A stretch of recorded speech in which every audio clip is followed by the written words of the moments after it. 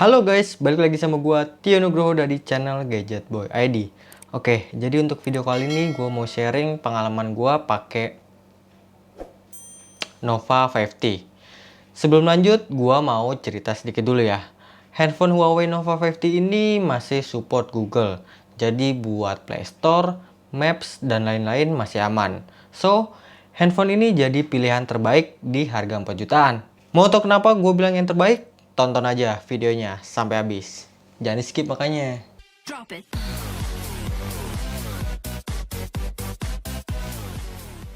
Jadi handphone ini pertama kali keluar tahun 2019 dengan harga yang dibanderol 6,8 jutaan. Tentu aja dengan harga segitu waktu itu belum worth it. Tapi sekarang harganya udah turun di harga 4 jutaan. 5 jutaan. Banyak netizen yang murka karena HP ini jadi naik gara-gara banyak yang review.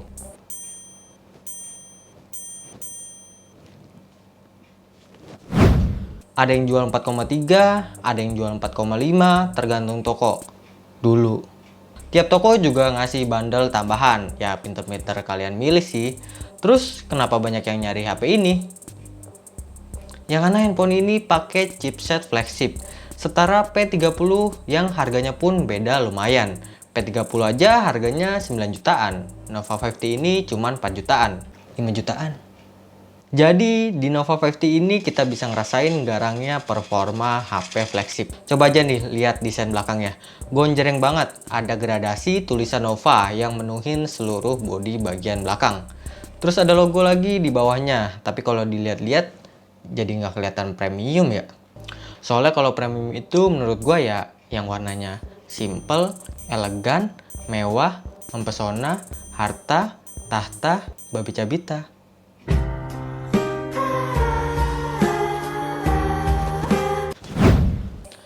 Tapi selera masing-masing sih. Ini cuman pendapat gua aja. Untuk bagian depannya dia pakai model pansol yang lagi banyak dipakai sama smartphone sekarang. Dan dia juga udah pakai screen protector bawaan. Untuk gripnya juga masih enak, nggak terlalu lebar dan nggak terlalu kecil. Kan pas mau pakai sepatu atau lagi bungkuk, biasanya kalau HP-nya lebih gede suka ngeganjel gitu pas di kantong celana. Tapi ini nggak, masih enak. Untuk handphonenya ini juga udah pakai chipset yang sama yang dipakai P30, yaitu Kirin 980 dengan beda harga yang lumayan jauh. Untuk P30 dibanderol dengan harga 9 jutaan dan Nova 5T ini 4 jutaan. Lumayan kan bedanya? Ini gua udah ngomong ini apa belum ya? Udah bang. Oh iya, sabar. Santai, oke, maaf bos. Tata letak tombolnya juga masih enak, masih bisa dijangkau lah sama tangan. Untuk fingerprintnya pakai tombol fisik yang udah nyatu sama tombol on off. Tombol aja udah nyatu, terus kamu kapan? Buat buka handphonenya juga cepet banget, pakai fingerprint fisik. Cepet banget dah, bukan tangan yang cepet, tapi fingerprintnya. Buat buka pakai face recognition, juga cepet. Ya walaupun nggak cepet-cepet banget. Untuk framenya pakai aluminium, bahan belakangnya pakai kaca. Terus beratnya dia 174 gram, ketebalannya 7,87 mm. Untuk warnanya ada 3 varian warna, ada crush green, crush blue, dan yang gue pegang ini midsummer. Untuk bagian layar dari handphone ini pakai ukuran layar 6,26 inch. Aspek rasionya 19,5:9. Screen to body-nya 84,2%. Resolusinya Full HD+, panelnya IPS LCD. Cukup disayangkan handphone ini masih pakai layar LCD. Coba aja kalau pakai layar AMOLED. Untuk kualitas gambarnya sih masih enak ya. Cuma dia sedikit agak vivid. Tapi bisa disetting ke mode normal. Kalau gue sih lebih suka gue ganti ke mode normal. Jadi kelihatan lebih natural aja, kayak gini. Pakai bedak ini dari untuk kecil ya. Aku umur 11. Untuk kualitas layar dari handphone ini kalian bisa nilai sendiri. Speakernya masih pakai mono, belum stereo. Kita coba tes suara ya. Ini untuk suara low. Ini untuk suara mid.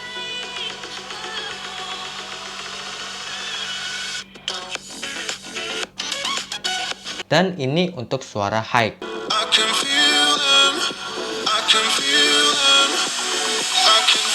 Masih enak lah ya buat suaranya. Lanjut ke jeroan HP ini. Pakai chipset HiSilicon Kirin 980. RAM-nya 8GB, ROM-nya 128GB. Untuk baterainya dia 3750 mAh. Untuk kameranya, kamera depan dia pakai 32 megapiksel f2.0. Untuk kamera belakang dia pakai 48 megapiksel f1.8.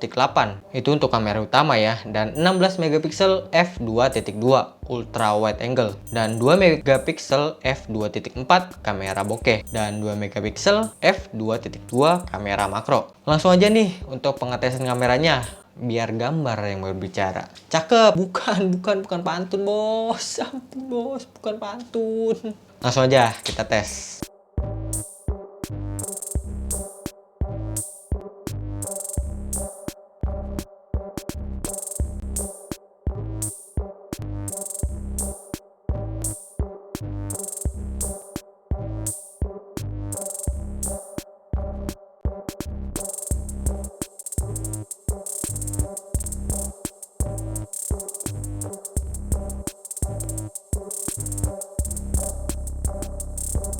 Dan untuk foto di handphone ini kalian bisa zoom sampai 10 kali.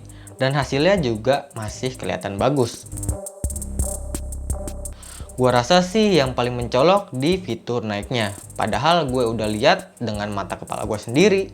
Ini kondisinya gelap banget. Tapi handphone ini bisa bikin jadi lebih kelihatan jelas gitu. Ya walaupun masih ada yang miss sih di detail fotonya.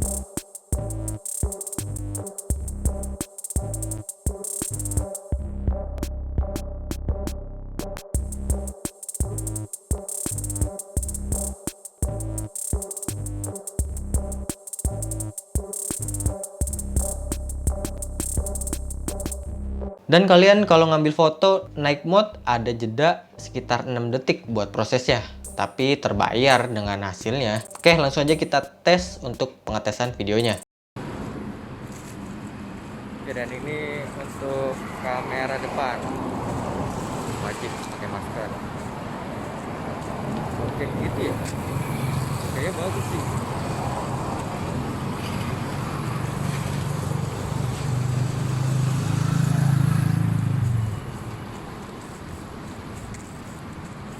Lumayan.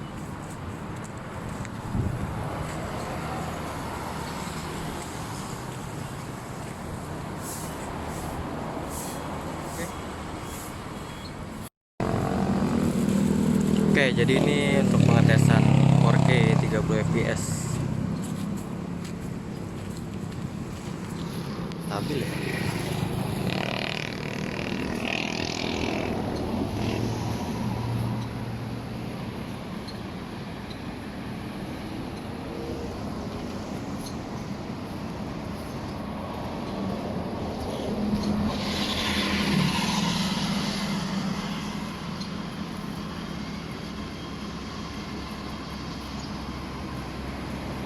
Gue ikut jalan.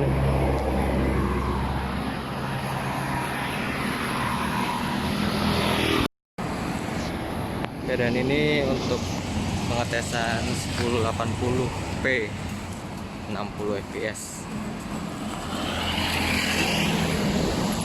Dia bisa langsung ganti lensa.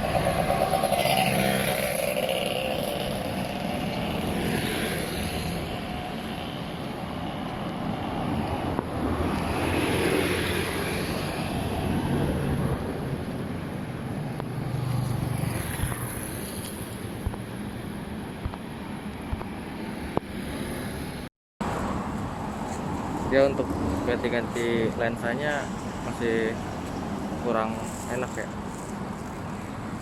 Tuh, harus di slide gitu dia. Harusnya kan kalau di handphone lain lebih enak, tapi nggak slide gini, jadi agak susah buat ganti ke wide-nya, dari ultra wide ke wide, jadi masih kurang enak lah. Untuk zoomnya 10 kali,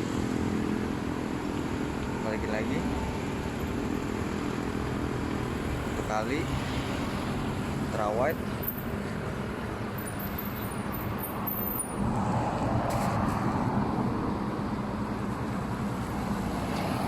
Ultra wide nya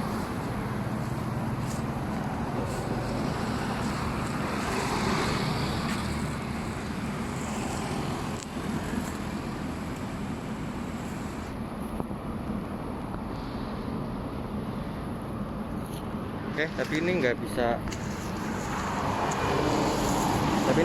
ganti ke lensa kamera depan ya, cuman ininya aja foto, nggak bisa ganti ke lensa depan, dia cuman ganti lensa wide sama zoom doang. Oke.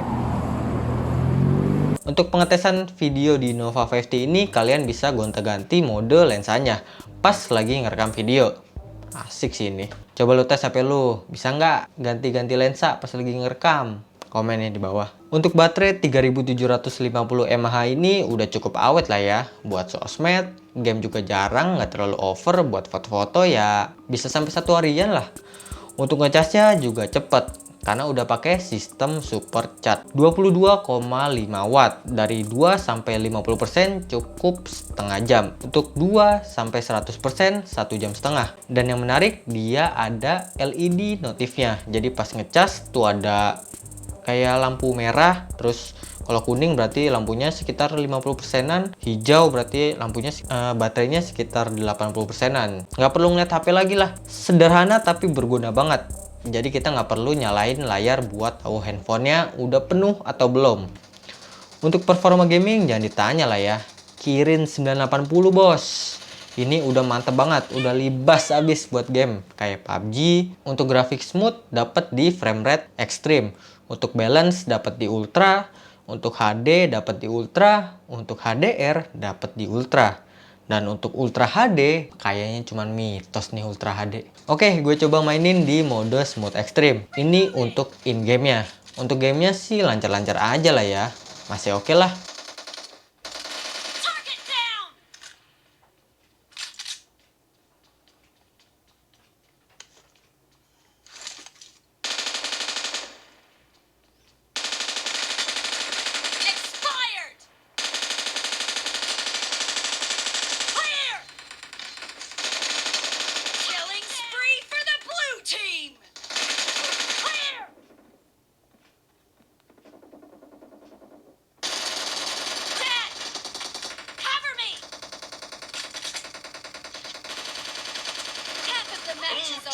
And the blue team is in the lead.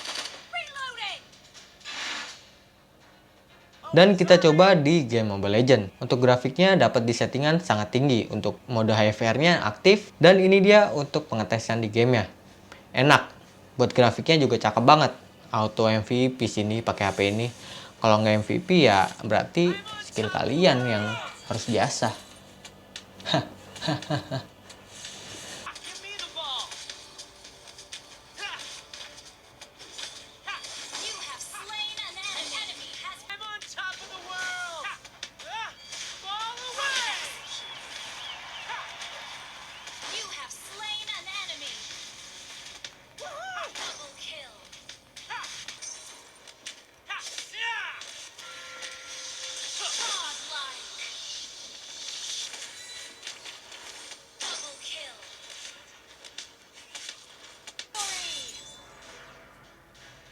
Dan kita coba di game CODM atau Call of Duty Mobile. Untuk grafik di settingan rendah, dapat frame rate-nya bisa sampai max. Untuk medium dapat di max, high dapat di max. Untuk grafik di settingan sangat tinggi, frame rate-nya dapat di settingan sangat tinggi. Oke, kita pakai settingan grafik rendah, frame rate max. Dan ini dia untuk in-game-nya. Cukup enak ya, responsivitas layarnya juga enak.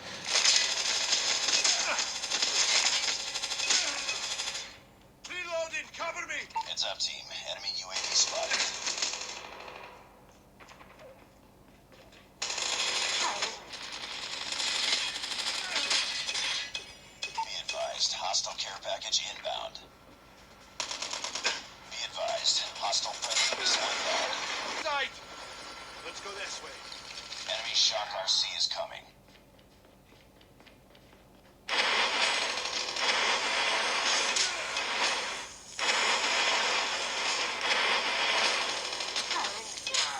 Jadi untuk pengetesan game tadi, gua pakai mode performance. Gua ngerasa sih untuk ngegame sebentar aja udah berasa banget ya panasnya. Nggak tahu sih, gua ngerasanya gitu.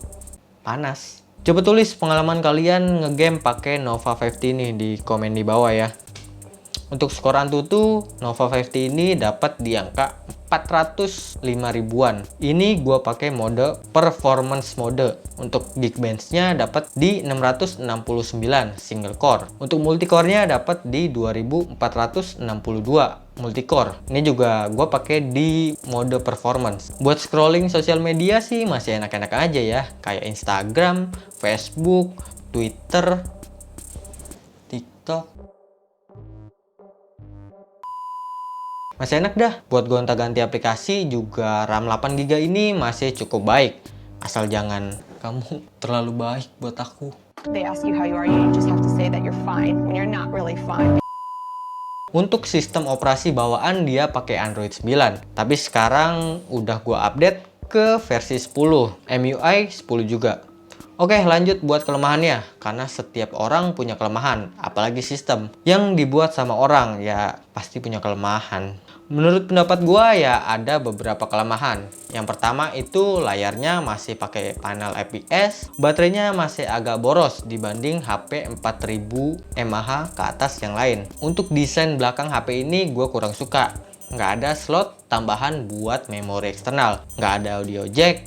Harganya juga udah mulai tinggi lagi, stoknya dikit. Gua heran nih kenapa nih bisa stoknya dikit, tolonglah. Terus juga ngegame di HP ini untuk panasnya cepet banget, berasa banget. Tapi masih bisa ditangkal sih sama case bawaan. Dan untuk sisanya mantap semua, kayak performa, kamera, kualitas video, mikrofonnya juga udah ada 2, ada NFC-nya, ngecasnya cepet, dan masih dapat support Google. Oke, kesimpulan ya. Buat kalian yang punya budget 4 jutaan terus nyari performa, gue sangat saranin HP ini. Ada NFC-nya pula. Pokoknya recommended banget. Oke, segitu aja sharing pengalaman gue pakai Huawei Nova 50 ini. Semoga bermanfaat. Terima kasih banyak buat yang udah nonton video ini dari awal sampai akhir. Like kalau kalian suka dengan video ini, dislike juga nggak apa-apa. Oke, segitu aja. Gue Tio Nugroho cabut. Stay produktif. Bye-bye.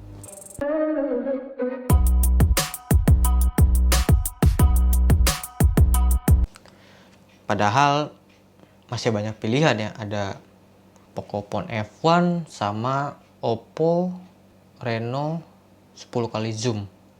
Harganya hampir sama sih. Ntar deh gue coba.